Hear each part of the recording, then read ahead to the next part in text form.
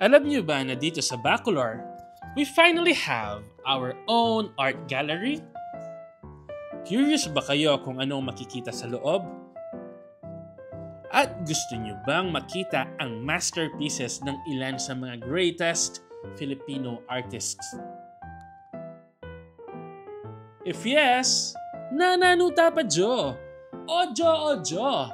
Tara Jo! Abayan nyo kami kining grand opening na ning 1576 Gallery Cafe, ang first ever art gallery dito sa Bacolor, Pampanga.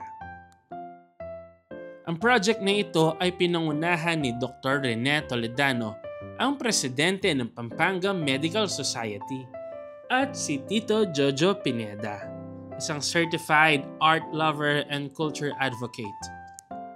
Team effort din ito kasama ang Pampanga Medical Society, Juan Miro Art, at ni Bacolor Mayor Eduardo Diman Gutierrez Datu. Pero ito ang pinakaastig. Every art piece na mabebenta, mapupunta ang kita para makatulong sa ating mga kababayan. So imagine, habang nag-e-enjoy ka sa art, nakaka-contribute ka pa sa magandang cause. Kaya win-win situation ito. Hi Jo, good evening. Achuta mo ngini keng art Ojo, gallery kumusta ka? Tito Jo and Ojo. Ojo.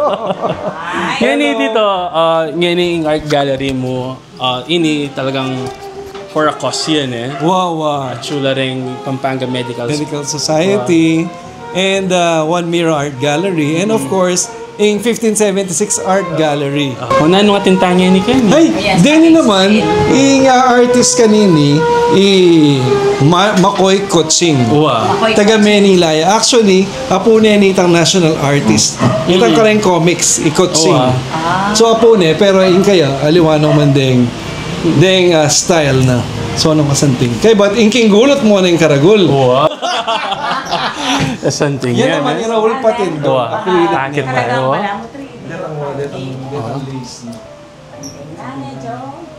Yung gallery price sa Manila, 1.2.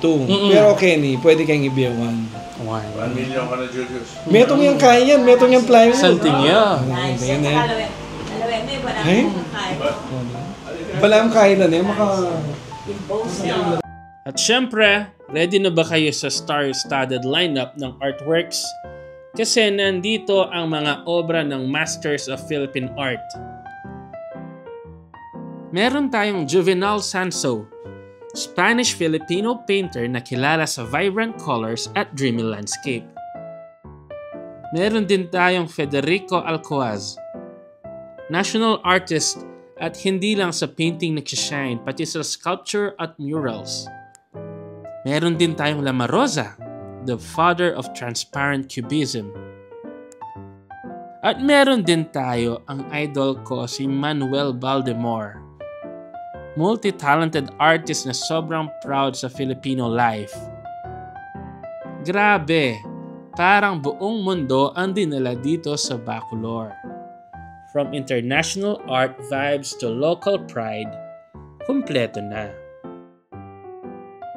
Kaya Jo, kung hanap nyo ay lugar na nakaka-inspire, Instagrammable at may puso, check nyo ang 1576 Gallery Cafe.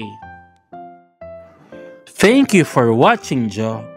Thank you and I love you all. Bye! Sali mo ka pa? Sali mo ko? Mamimili. Pay when able.